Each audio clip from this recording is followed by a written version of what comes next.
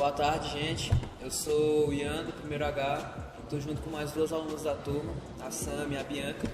E a gente está aqui hoje para debater dois assuntos pouco discutidos dentro do ambiente escolar, né?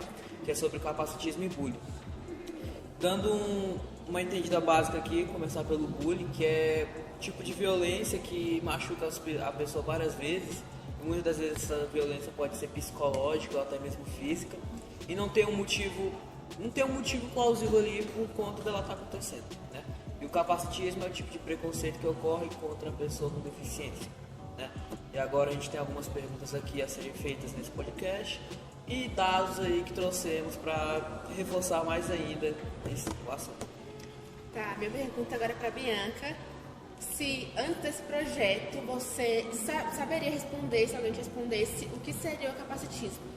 Eu conheci o ter convívio, que é com meu avô, que é cadeirante, e ter contato diário com ele acabou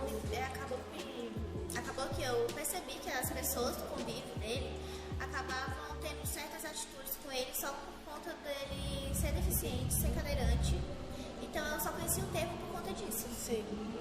E dando uma reforçada aqui básica no que eu disse na primeira linha, um pouco menos que a metade ali não sabia ou não tinha ouvido falar sobre o termo capacitismo, né? Agora o bullying já era a maioria grande assim, né? Agora, cortando aqui, para outra pergunta. Sam, você já presenciou, já sofreu algum tipo de bullying na escola, na vida assim em geral? Conta aí pra nós. Durante toda a minha estadia em escolas ou rede pública de ensino, eu presenciei muitos bullying, mas a principal era a forma de brincadeira, sabe? Que nunca era levada muito a sério, porque a pessoa que falasse, tá sofrendo bullying, leva pra coordenação e o assunto acabava aí, sabe? Não tinha nada demais. Eu já sofri bullying, no 5º ano eu sofri bullying, inclusive eu fiz uma cirurgia por causa disso. Aí a gente deixa para outro assunto, né? Que eu ainda tenho muita vergonha de falar disso, porque eu sinto, se eu falar para uma pessoa, ou mesmo que seja mais próxima de mim, sabe? Eu sinto que a pessoa vai rir, sabe? Vai debochar disso, então eu prefiro guardar para mim. Mas como eu já fui uma telespectadora de pessoas que sofreram bullying e também já fui vítima, então a sensação é que você tem vergonha de si mesmo, sabe? Você acha que a pessoa que fez bullying com você tá certa, que você não deve ser desse jeito que você é, sabe? Então, Então, dentro dessa pesquisa que foi feita, 50%, um pouco mais disso, afirmaram que quando veem essas atitudes acontecendo e tudo mais, elas tentam intervir de alguma maneira, seja no diálogo, a maioria das vezes é no diálogo ali, antes de denunciar para a coordenação, para a direção, enfim. Então eu queria saber se dentro dessa sua rotina assim, dessa sua vida, você recebeu algum tipo de apoio, algum tipo de intervenção, parte da família, dos colegas. Nunca recebi nenhuma parte de apoio, nem pela parte da direção e nem pela parte familiar, porque naquela época, assim por assim dizer, bullying era algo muito irrelevante, sabe? Ele só tá brincando com você, pra que se preocupar, pra que chorar. Então, nunca era levado a sério, então eu não fui levada a sério. A coordenação também nunca se preocupou com isso, os meninos que fizeram isso comigo nunca levaram nenhum tipo de advertência, inclusive, no ano seguinte disso, que eu sofri esse bullying, eu fui pra outra escola e eles estavam nessa escola e no primeiro dia de aula, quando eles me viram, eles quiseram repetir esse bullying que eles fizeram comigo ano passado e eu, orgulhosa, falei que tinha feito cirurgia por causa disso e eles pararam de fazer bullying comigo por causa disso, mas pra quê, sabe? Não fiz necessidade, eu tive que fazer essa cirurgia pra tirar algo que a pessoa achava que não devia estar em mim, sabe? Não devia estar em uma pessoa. E dentro da entrevista que foi feita também, teve 1 ou 2 casos, não me lembro específico, foi o mesmo caso da Sandra, que sofreram bullying, buscaram de alguma maneira passar por cima disso, buscaram mudança. E eu acho que isso tem que ser muito feito também. Cara, tem gente mesmo que faz bullying com si próprio. Você fazer bullying com si próprio, ficar parado aí deitado, não vai adiantar de nada. Eu acho que a mudança é necessária para que não só o seu pensamento mude, mas o das pessoas também. Vocês acham que as escolas em geral lidam com esses temas que são muito sensíveis e são tão poucos falados como é o Eu acho que é como eu disse, como não tive nenhum apoio da coordenação no tempo que isso aconteceu, então em algumas escolas, mas uma quantidade muito grande de escolas não tem ainda a capacidade de lidar com isso, com o bullying ou do capacitismo de forma séria. Eu acho que eles guardam muito pra si, sabe? Eles não dão importância, eles tentam até esconder um pouco isso, entendeu? Pra a imagem da escola não ser suja.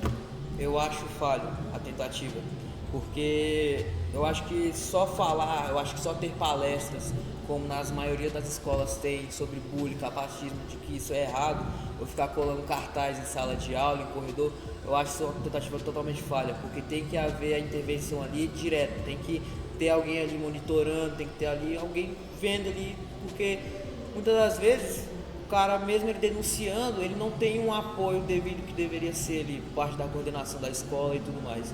Então eu acho uma tentativa totalmente falha e eu acho que a gente deveria parar de ter tanta palestra e menos mão na massa ali, menos atitude, porque é tanta palestra que tem todo ano, é palestra sobre bullying, sobre preconceito e ninguém monitora, ninguém intervir, é só uma pessoa, um homem, uma mulher falando lá em cima do palco do auditório que é errado, que a gente tem que denunciar, mas ninguém faz nada, não tem uma intervenção, não tem um acompanhamento ali do aluno, nada disso. Então eu acho uma tentativa falha. E quando é denunciado não é levado à frente, é só mais um entre todos. E... Pode falar. E Bianca, você citou que tem uma cadeirante, né? Como é o convívio com ele? Você vê pessoas que acham que ele é incapaz na sociedade como um todo? A maioria das pessoas ao redor do meu avô, eles costumavam muito duvidar do que ele fazia.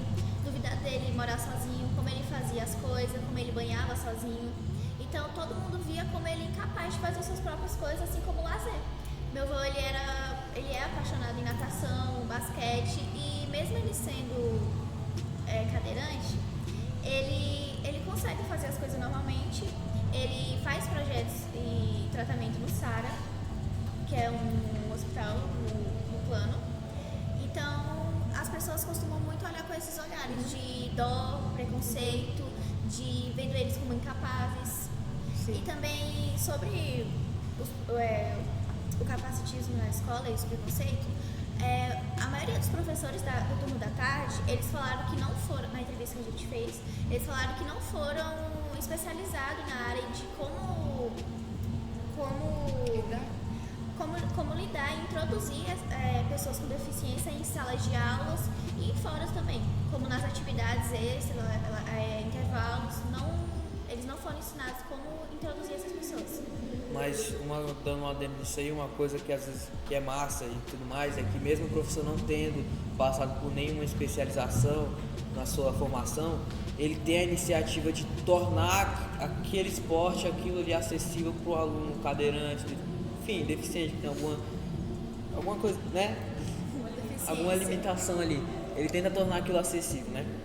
E a nossa proposta para esse podcast aqui, que foi proposto pela professora Gabi, de Sociologia, do primeiro ano, é a gente falar sobre o bullying e capacitismo como forma de violência, dentro, não só da escola, mas da sociedade em si, porque a gente só fala, isso só fica dentro da escola, mas não é verdade.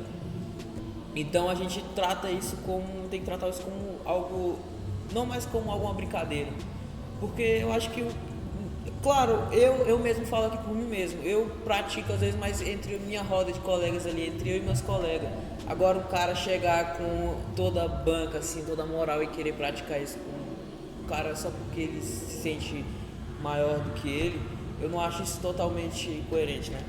E dentro dessa mesma entrevista, cerca de 70% afirmaram que tentam ajudar os alunos com deficiência, os alunos que sofrem bullying, procurando uma maneira de dialogar ali sem causar algum desaforo, alguma violência, discussão.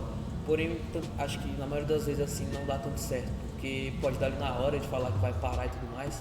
Porém, não é verdade, a gente sabe que não é.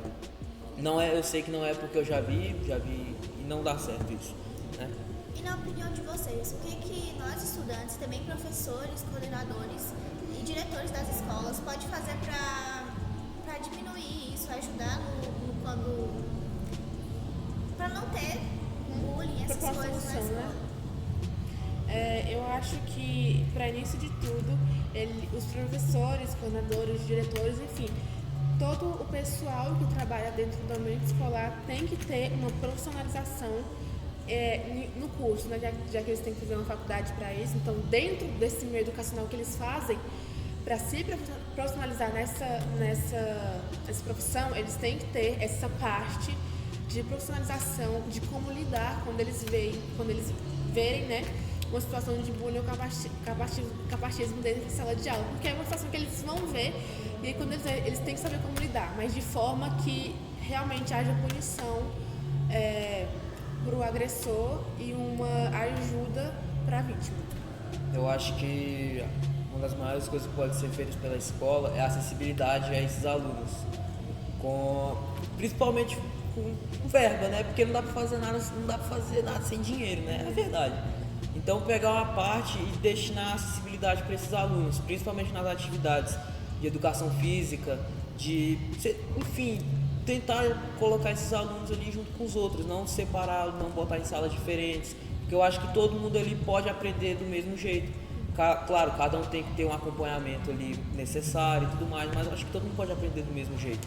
Não precisa de uma criação de uma sala de recursos ali destinada a esses alunos, né? Então eu acho que a acessibilidade é o maior fator que a escola pode tornar ali. Enfim, a gente vai ficando por aqui, agradecer a professora Gabi por estar proporcionando esse projeto pra gente, professora de Sociologia. Ao povo do PIBID também, da UNB, que está acompanhando a gente nesse semestre, o ano todo, né? Ajudando aí a Jennifer, o Adolfo, né? A outra eu não sei o nome dela. A Clara também. Ajudar e agradecer o povo da turma também, o editor aqui, o Matheus, o Luiz. E é isso, a gente fica por aqui. Agradecer a você que está assistindo.